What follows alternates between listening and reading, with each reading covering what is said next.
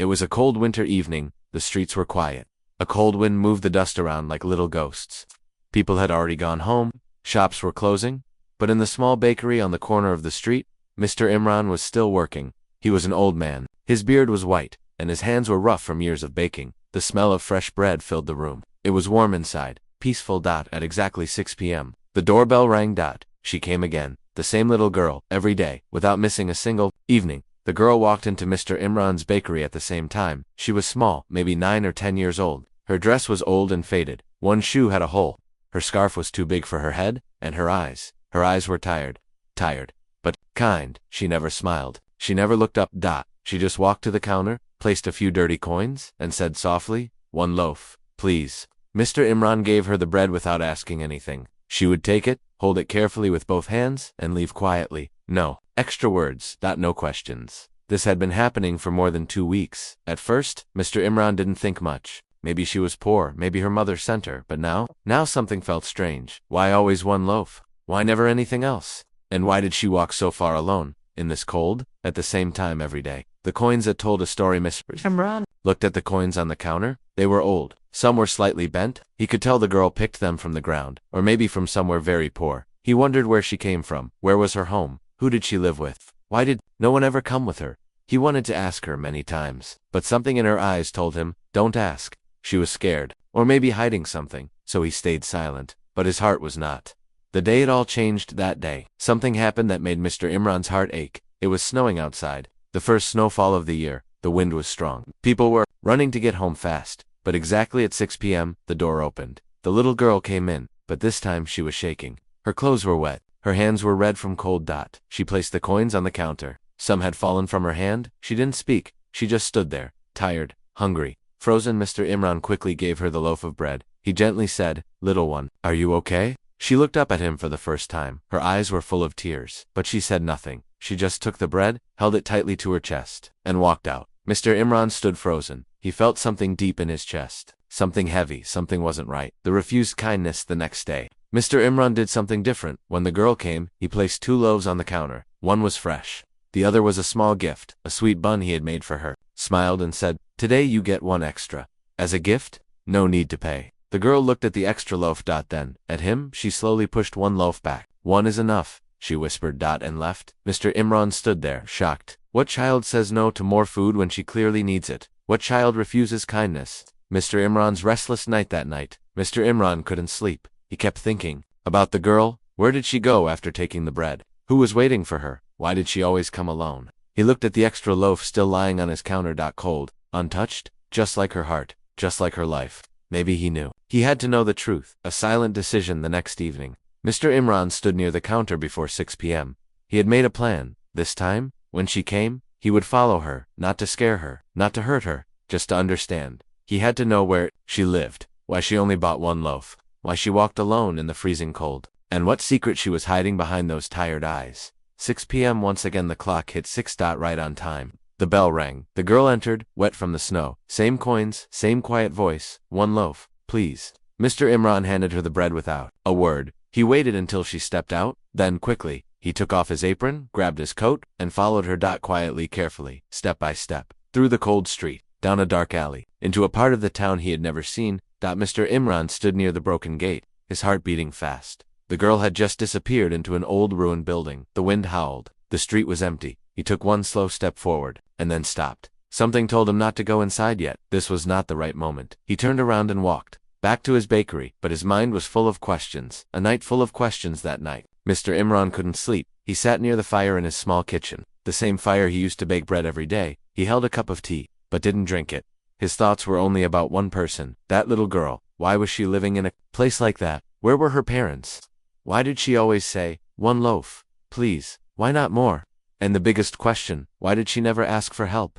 A plan in his heart. Mr. Imran felt pain in his heart. He wanted to help her, but he also knew if he asked too many questions, the girl might stop coming. She might get scared and disappear. He didn't want that, so he made a decision. He would not talk to her directly, but he would find out the truth. The next evening, something different. The next evening, 6 p.m. came again. The bakery bell rang. She entered. Same as always. Same torn dress, same quiet voice. 1 loaf, please. Mr. Imran gave her the bread, but this time he slipped something inside the paper bag. A small chocolate bun. No words, no smile, just a gift hidden. She took the bread, nodded slightly, and left. Mr. Imran watched from the window as she walked down the same street, turned left, then right, and disappeared again.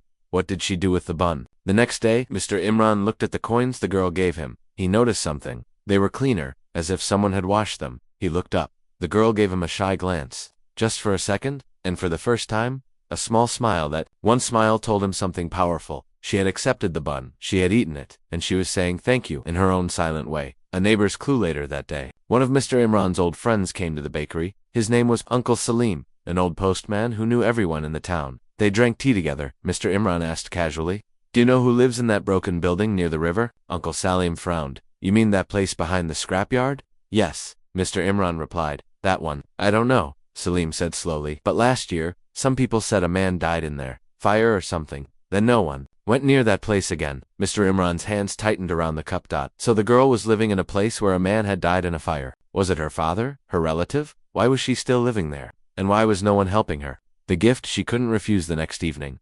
The girl came again. Mr. Imran gave her the usual bread, and this time he added a small packet of milk inside. She looked at it. She didn't return it. She just nodded once again, and left. Something had changed. She was beginning to trust him. Mr. Imran's painful memory that night.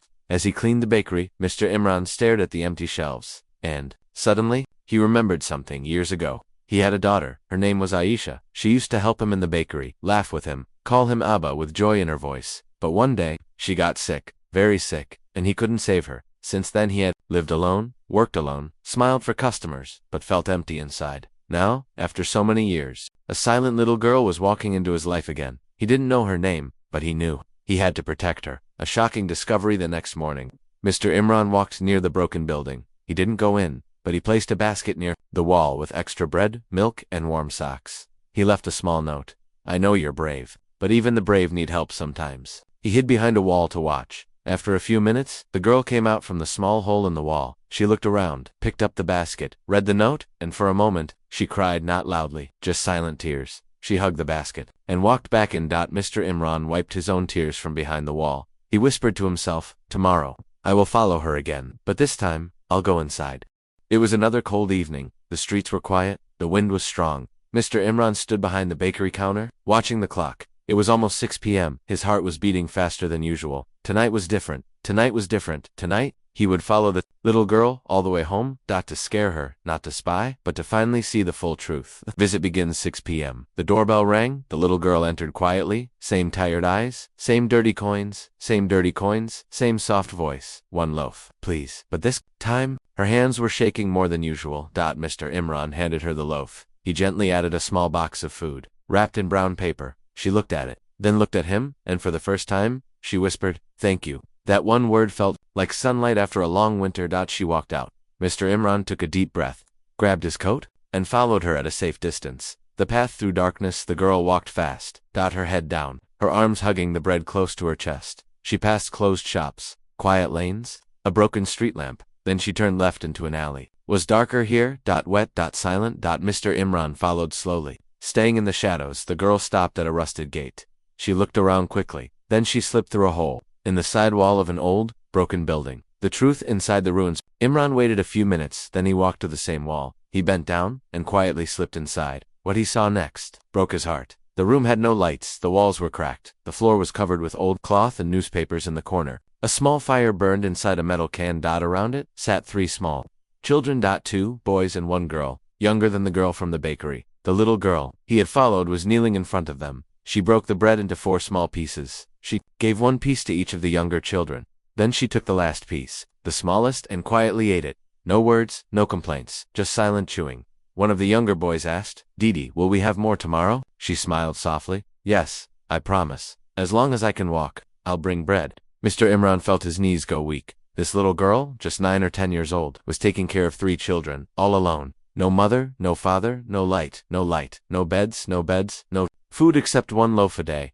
And yet, she smiled. A step forward. Mr. Imran couldn't hold his tears. 1 drop fell from his eye and hit the floor. The girl turned sharply. She saw him standing near the wall. For a second, she froze. The younger children hid behind her. Her eyes were wide with fear. "Please don't. Call the police," she said, her voice shaking. "Please don't take us away. I'll work. I'll do anything. Just don't send us to the shelter." they'll separate us. Mr. Imran raised both hands gently. No, no, my child, he said softly. I'm not here to harm you. I just wanted to see who you were feeding with that one loaf. He slowly took out the food he had brought. Warm rice, lentils, some fruit. He placed it on the ground. The children stared with wide eyes. The girl looked at the food, then back at him. Why are you helping us? Mr. Imran smiled with wet eyes. Because someone helped me once, when I had nothing. Now, it's my turn. A memory comes alive. He looked at the girl's face in the FIRELIGHT and suddenly, he remembered his own daughter used to tie her scarf the same way. She also smiled gently when she was sad. Mr. Imran blinked. He whispered to himself, Aisha, you sent her to me, didn't you? A silent dinner that night, for the first time. The children ate until their stomachs were full. No one said much, but in that broken room, something powerful was born. Trust. The girl finally told him her name. I'm Ronnie. These are my brothers, Ali and Zaid, and this is my sister Noor. Mr. Imran nodded. Nice to meet you, Ronnie. You are very brave. Ronnie's eyes filled with tears again. I just didn't want them to go hungry. The promise as Mr. Imran got up to leave. He looked back and said, I'll come again tomorrow, with more food, and maybe a few blankets.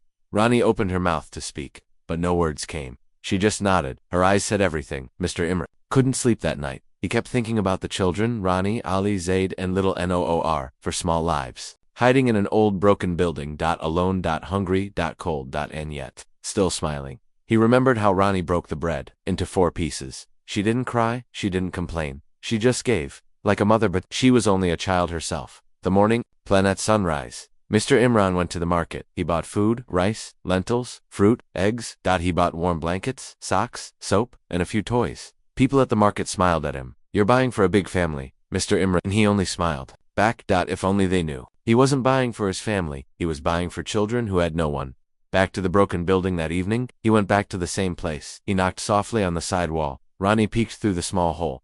For a moment, her eyes were full of fear, but then she saw him. Her face softened. You came back, she whispered. Mr. Imran smiled gently. I said I would. He entered. The children were huddled near the fire can again, but this time, they looked excited. Mr. Imran opened the food boxes. The smell filled the cold air. Little Noor clapped her hands. Zaid grabbed the apple like it was treasure. Ali hugged the warm blanket tightly. And Ronnie, she stood still, watching, tears in her eyes. The moment of truth after they finished eating. Mr. Imran sat on the cold floor. The fire flickered gently. He looked at Ronnie and said softly, Can I ask something? About your family. Ronnie looked down for a while. She didn't speak. Then slowly she began. We had a home once, not far from here. Abu worked in a garage. Ami made food for other people. We were poor, but happy. Mr. Imran listened carefully. Then what happened?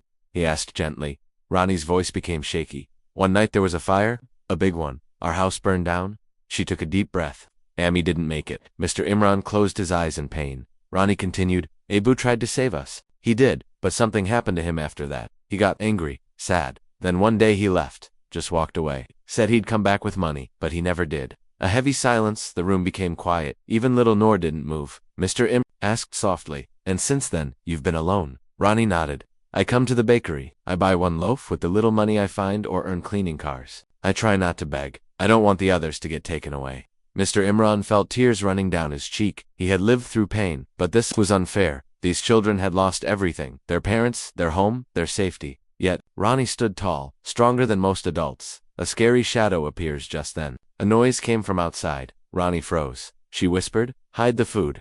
The children quickly pushed the boxers behind an old cupboard. Mr. Imran looked confused. What's wrong? He asked. Ronnie's face was pale. He's back. Mr. Imran whispered. Who? The man who sometimes comes here. He says this place is his. He takes food. He kicks the boxers. Sometimes, he says bad things. Mr. Imran's eyes narrowed. He stood up and walked to the door. Outside, he saw a tall man with a scarf over his mouth. His eyes were sharp, cruel. He looked at Mr. Imran and laughed. What's this, uncle? Feeding street kids now. Mr. Imran didn't smile. These children have more heart than you ever will. The man spat on the ground.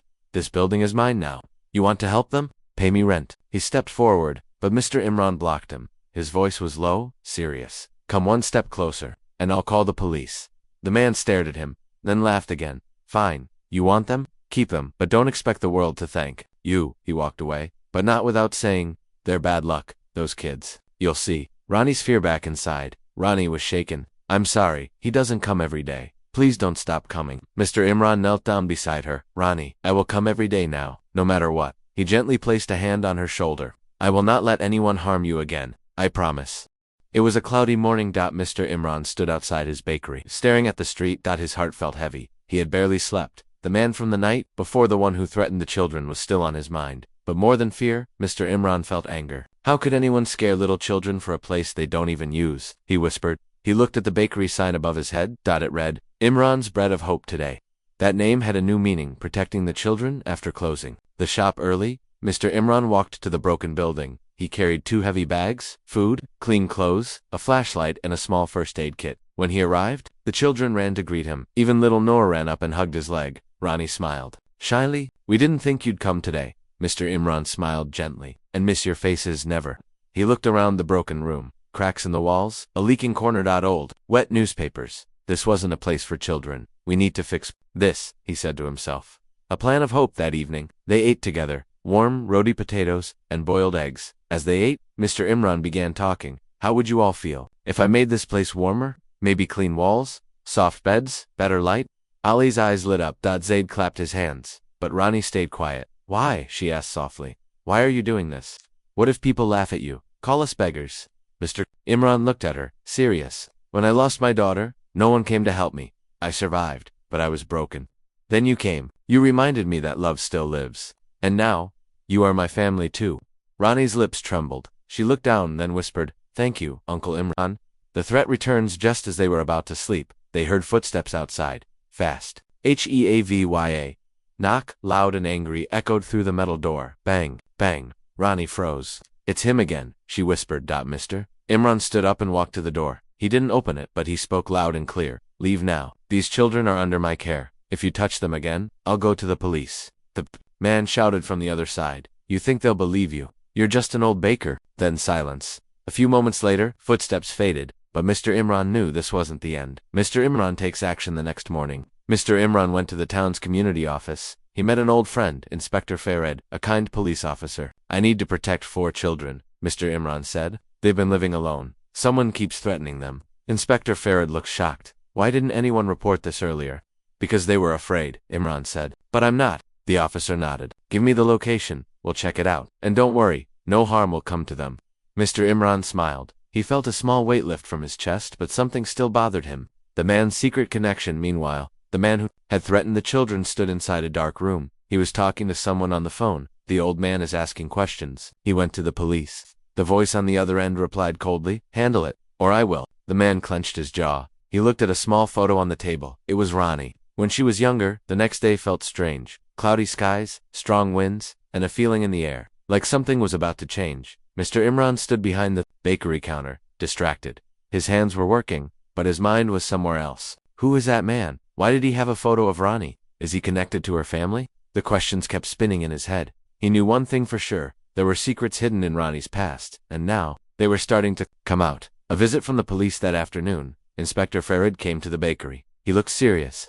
We checked the building, he said. There's no legal owner. No one has any right to kick the children out. Mr. Imran smiled.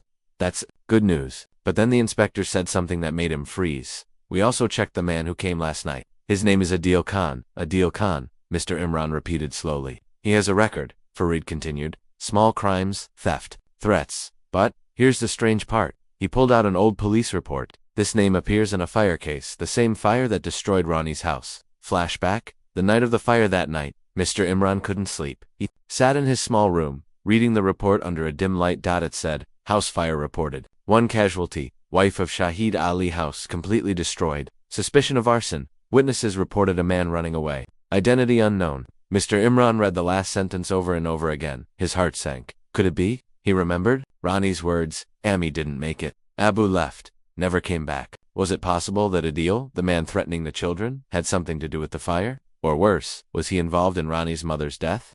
Ronnie hears the truth. The next evening, Mr. Imran sat with Ronnie near the broken building. The boys were playing with Noor inside. The fire burned softly. Mr. Imran looked into Ronnie's eyes. Ronnie, can I ask something difficult? She nodded slowly. Do you remember anything?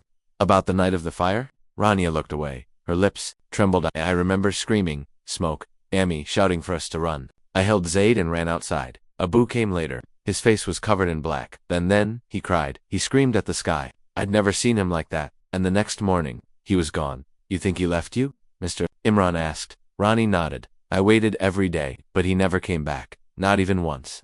Tears rolled down her cheeks. Mr. Imran gently handed her a tissue. I don't think he abandoned you, he said softly. I think someone wanted him gone. The secret visitor the next morning. As Mr. Imran opened the bakery, a stranger entered. He wore a dusty coat, a long beard. His eyes were red, tired, broken, full of pain. He stood silently for a few seconds, then spoke. Is your name Mr. Imran? Yes, Imran replied. I think you've been helping my children. Mr. Imran froze. Who are you? My name is Shahid Ali. Mr. Imran's eyes widened. Rani's father. The father's story. They sat in the bakery's back room. Shahid began to speak. Slowly. That night, I wasn't home when the fire started. I came back, saw the flames, heard my wife screaming. I tried to go inside, but the fire was too strong. His voice broke. I failed her. I couldn't save her. Tears rolled down his face. The next day a man came to me. Adil Khan, he said the fire wasn't an accident. He said he did it because I refused to help him steal from my garage. Mr. Imran clenched his fists. Why didn't you go to the police? I tried, but Adil had people. They warned me. They beat me, said they'd harm my children. So you ran? Yes. I thought if I left, they would leave my kids alone. I lived in shame for years. But yesterday, I saw Adil again.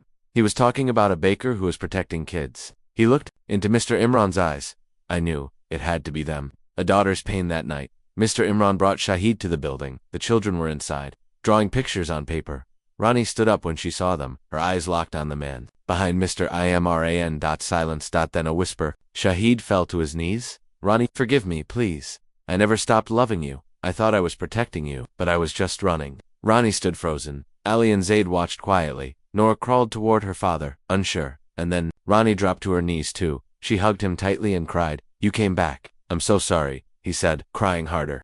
The night was darker than usual. Heavy clouds covered the sky. No stars. No moon. Inside the broken building, the children were finally asleep. Rani slept beside her father Shahid. For the first time in years, Mr. Imran sat near the door, holding a flashlight and an old stick, the only weapon he had. His heart was racing. He'll come, Imran whispered to himself. I know he will. Adil's evil plan far away, in a narrow alley. Adil Khan stood with two rough-looking men. He pointed at a paper, a small map of the old building. They're all inside. Tonight, we scare them for real. Make the old man leave. I want that place. What if the police show up? One man asked. No police. I have someone on the inside. They'll delay the call. He grinned. Tonight, the story ends. The bracket at exactly 2:13 a.m. Mr. Imran heard a sound, soft, like a whisper, then a footstep down. Glass broke. He stood up, flashlight in hand. Shahid woke up too. He's here, Imran said. Shahid nodded. He gently picked up Zaid and Noor and placed them behind an old cupboard. Rani stood beside him, shaking but brave, type face to face with danger. Suddenly, the door burst open.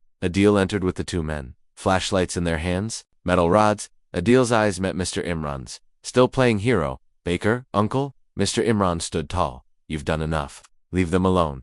Adil laughed. Or what? You'll fight me with a stick. But before he could move, Shahid stepped forward. It's me you want, not them.